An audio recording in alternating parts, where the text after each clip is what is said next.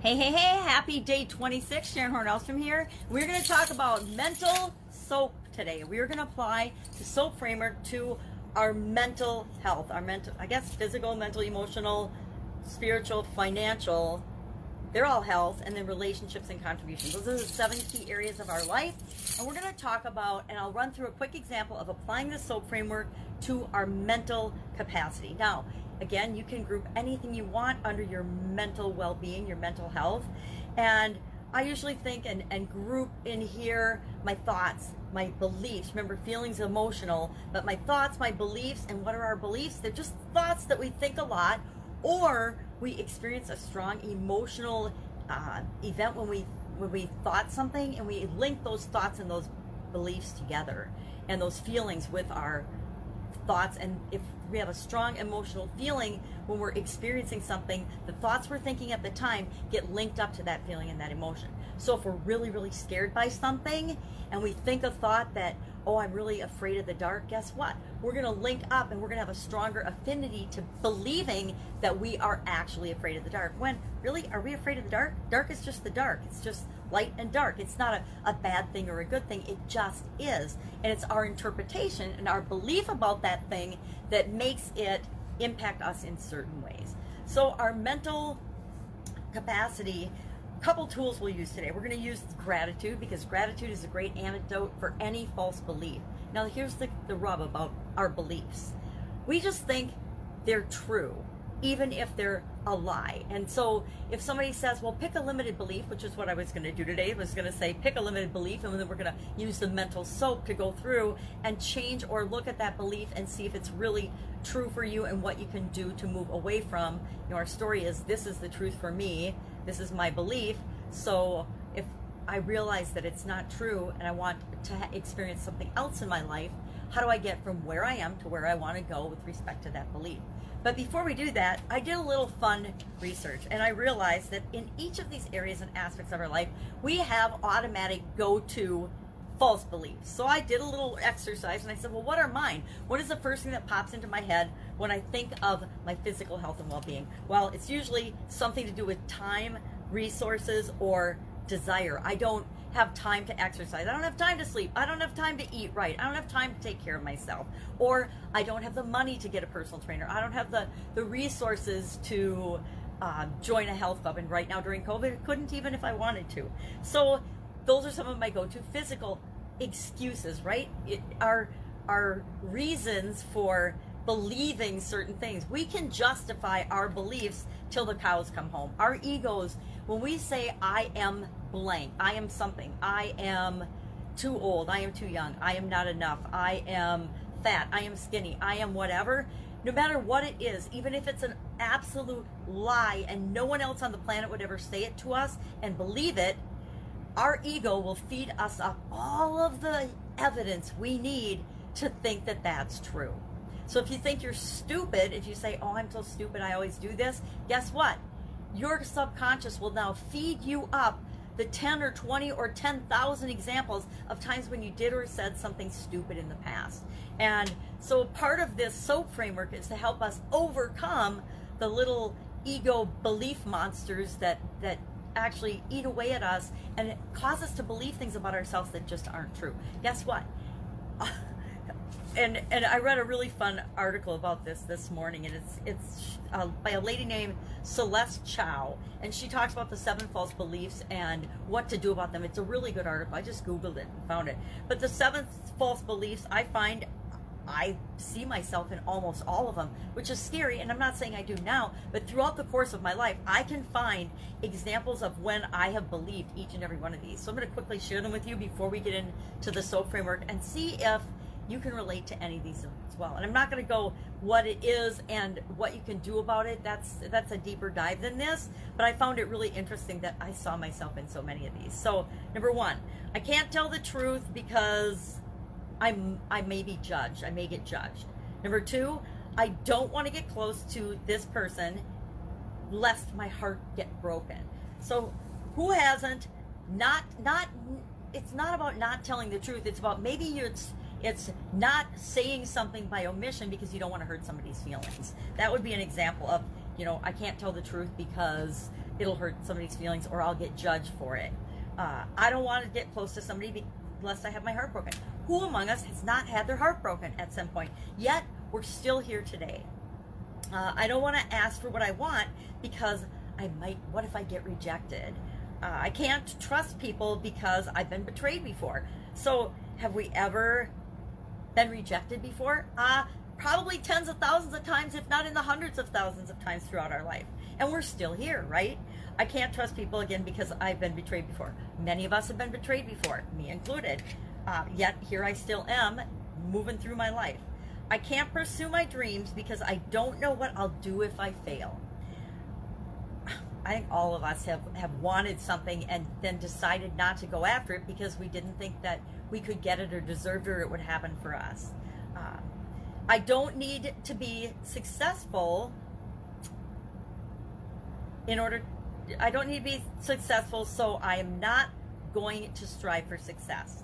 This is a really insidious one. It's related to, I don't have to have a lot of money to have a great life, therefore I'm not even going to strive for riches or go for making a lot of money. And this is one, this is a really interesting trap. It's the self-intellectual trap, where we convince ourselves we don't need something in order to get something else, and we use it to justify why we don't go after what we want. It's a really scary one because, again, our ego will feed up all the reasons that we do or do not want to do something, or do or do not need to do something, and the only one that can fix it is us, but it's also a self-fulfilling trap and prophecy.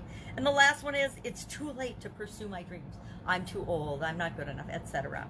So I went through and I did for each of the areas of my life, and I just asked myself, well, what is the most common excuse I personally use in each of those areas? And so for physical, it was, I don't have time or resources of some sort, and that's my excuse. And so it's basically, what are the excuses I'm telling myself in each of these areas and aspect of my life that I'm trying to let myself off the hook from doing the things that would be in my best interest?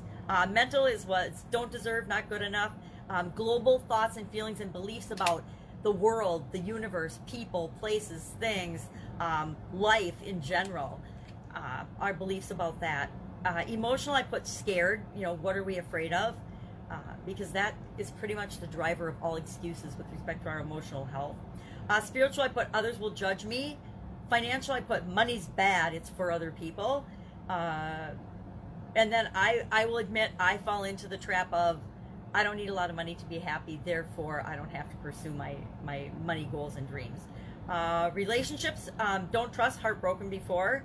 And contribution, who am I to do this? Who do I think I am? The whole I learned about imposter syndrome when I came online. So how do we use our SOAP framework to help us with any of these beliefs? If we ever catch ourselves saying, I can't, I don't, I won't, I shouldn't, and then blank, whatever's after that, guess what? It's probably a false belief or a lie that we're telling ourselves. I don't want to go to the party. Really? Do you not want to go to the party? Or do you not feel confident and good about yourself, or you don't have anything to wear, or your haircut's ugly, or you have a zit on your face, and that's why you don't want to go to the party? But do you really not want to go to the party, or do you just have other excuses and reasons that you think you might be uncomfortable or embarrassed, right? So, SOAP framework. Let me think of a limiting belief. I wish I would have done a survey and say, hey, what's a limiting belief you want me to talk this SOAP framework through? Because, again, our beliefs are just things that we think a lot, think often, and our mindset, our global beliefs frame and create our mindset. And we will never do things, including use the SOAP framework, that don't fit our image of ourselves. So if we don't believe that we can change, or that we want to change, or that we can deal with challenges that come our way, our ego will serve up all the reasons that we can't. So let me think of a, see, what did I write in my book? I actually did this exercise today.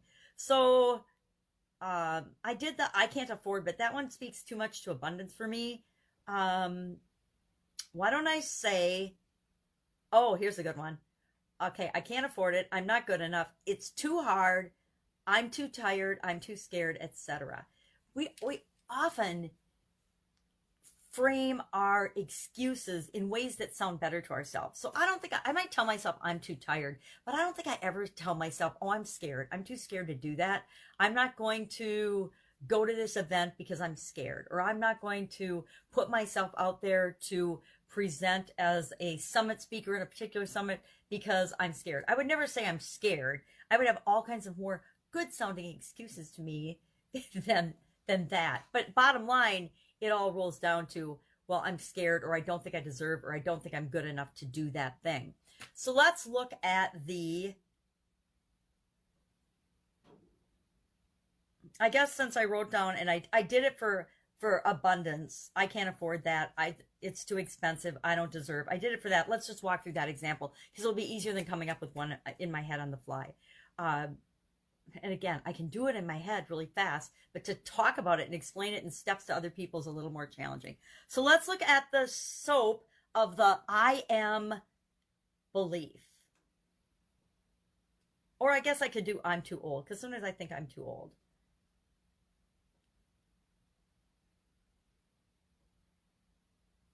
All right, I think I've already done the I'm not good enough. So let's do I'm too old.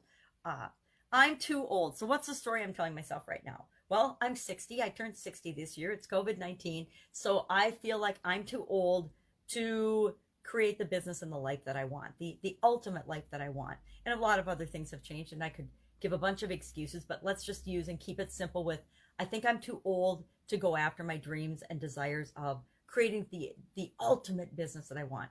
I originally came online because I wanted to recreate my offline success online, and personally haven't come anywhere close to that. So my excuse is I'm too old. It's too hard. I guess I could come up with a whole bunch of them. It's too hard. I don't understand the technology. I don't want to learn the technology. It's not because I'm lazy. I'm old and have bad eyes and I don't want to do it. So I can make all these stories about what my current story is of why I am too old. And again, if I say I am blank, I am too old to blank to do the thing that I want, my ego will serve up literally hundreds or thousands of reasons why I'm too old. And it'll give me all the examples of why I'm too old, why I'm tired, why I'm scared, how I failed in the past. Horrible story, right? So I want to get away from that story that I'm letting my ego tell me as quickly as I possibly can by focusing on what is my desired result. What do I really want my story to be? I want my story to be that I have all of the energy and the vitality and the desire to create whatever it is I want in my life, no matter how old I am. So I might be here 90 sitting and talking to you about the business that I've created and continuing to create and evolve, even if I'm 90 or 100, 99, like my grandmother was when she passed away last year. So what's the O of that? How do I get from the story I'm telling myself now to where I want to be? After drinking a drink of coffee. Got a tickle in my throat. So what are the O's? What are the possibilities? What are the options? What are all the different ways I can fill the gap? Well, of course, I love brainstorming. I like the technique of going about my day and just throwing on Post-it notes. What are some things that I can do to create the thing that I want, to overcome the belief that I'm too old and find ways to prove that I'm not that old after all. So by asking that question and looking for options, now I've kind of shut down the excuse-making machine that's in my head, the back of my brain playing, and I've turned on the option possibility, eye-opening, it's like opening a valve or a faucet. And all of a sudden, we've opened that valve and the water can pour through. We've opened the valve and now the possibilities and the options can pour through. So I'll think about different ways that I can get what it is that I want that prove that I'm not too old. So I'm looking for proof that I'm not too old. Well, I still get up and exercise every day. I still do all these things, and I can list all the different things that I do even though I'm 60. I can think of all the things that I still do now that I'm 60 that I did when I was 20, that I did when I was 30, that I did when I was 40. And that's proof to me that I'm not too old because I'm still continuing to do those same things. So now the A, of course, is I need to pick one thing and do that today that's going to reaffirm that I'm not too old to get what I want. I might go online and explore and look at the success stories of people that are my age or beyond that have achieved their goals and dreams. I think of Colonel Sanders. I think of all kinds of other people that... Louise Hay is one of my favorites. She didn't start her publishing company and get involved in that until she was 60 or in her 60s. So there's all kinds of examples. So maybe I'll go and I'll search out inspirational stories of other people that have done great things in their elder years, because I consider myself mature. Let's use the word mature. And then what tool can I use to help me as I'm looking at making progress? The better I feel, the less I feel negative or pulled toward the I'm too old belief, and I replace it with the possibilities. What can I do to solidify that? What kind of a system, process, or procedure can I put in place, or a habit to remind myself or to keep me feeling young? I guess I want to keep feeling young and energized versus feeling old, worn out, tired, and creaky. I guess that's my current state. So what are some processes? What's a process and a thing I could put in place to make sure that I feel that way every day? Well, number one, I keep moving. I can keep moving. I can keep exercising every day to keep my joints and my body going so that I don't feel old and creaky and rickety. I can do things to help my health and take care of myself, make sure I'm eating and exercising and taking care of myself, taking supplements. I guess that switches to physical, but those are all things that I can do to make sure that I feel like I'm young enough to do whatever I want. And our tool today, I wanted it to be gratitude. I guess I haven't talked about gratitude very much today, but I use gratitude every day. I have a practice where 15 minutes in the morning, 15 minutes at night, and then several times during the day, I think of things I'm grateful for. I also like to turn things around and flip switch things. So if I'm upset about something, I like to flip that to the other side of, what am I grateful for in this situation? Sometimes situations just feel yucky, right? And we are so focused on what's bad about the situation that we forget that there's always good. There's always two sides of that coin, and we can flip it over and we can see what's on the other side of this. And so I look for things that I'm grateful for. What am I grateful for? I'm grateful for what I know now versus what I knew when I was in my 20s. Oh my God. The only way I'd want to be 20 again is if I knew everything that I know now, so I wouldn't make the same mistakes and the same choices that I made in my 20s, in my 60s. So I'm super grateful for so many things that I've learned, so many experiences and lessons that I've learned, the lessons that I've brought with me. And if I think of all the things I'm grateful for, if I focus on the things that are working, then it helps to dissolve those false beliefs. One of the fastest ways we can dissolve any false belief is to shine a light on it and then be grateful for the lesson that it's taught us. We can regret that we haven't done certain things in the past, but that doesn't do us any good. But if we shine light on, okay, I see where I was and who I was then and what I believed, and how changing that belief and looking at it differently can change everything for me. So that is our soap, our mental soap. I think it was a little convoluted today, and that's okay. Love to have you for your action item today. Go through soap. Think of a false belief. I am blank. Anything you say, I blank. And then the format that I just learned today, I can't do X because of Y. Anytime we're telling ourselves that, it's a false belief. Pretty much everything and anything, whenever we use can't, I think I've said there's no such thing as can't. If we say we can't do something, it's usually almost always 99 to 100% of the time a lie that we're telling ourselves. So pick one of those statements, or look at another area or aspect of your life, or your mental area of your life, maybe your worldview. Maybe you think or have a certain belief or prejudice or worldview that you want to look at and say, okay, this is what I believe now, but what do I really want my belief to be? And then look at the options, take an action to either learn more. Sometimes we just need to learn more about ourselves, or learn more about the world, or the thing that we're making a judgment about, and then we can take an action. And just learning is an action. And then how can we say, okay, well, maybe I'm going to put myself in situations once a month going forward to increase my understanding of this particular area or subject, and that will help me to move closer to the direction of what I want to think about this thing. That's it. Have an amazing day. I will be with you tomorrow. Oh, and share in the comments below just one thing you're grateful for, right? Or an affirmation. I love affirmations, but I want them to always be, I am something that I want, not I am something that I don't want, right? I am whatever it is that I want. All right. Have a great day. I'll be with you tomorrow. Take care.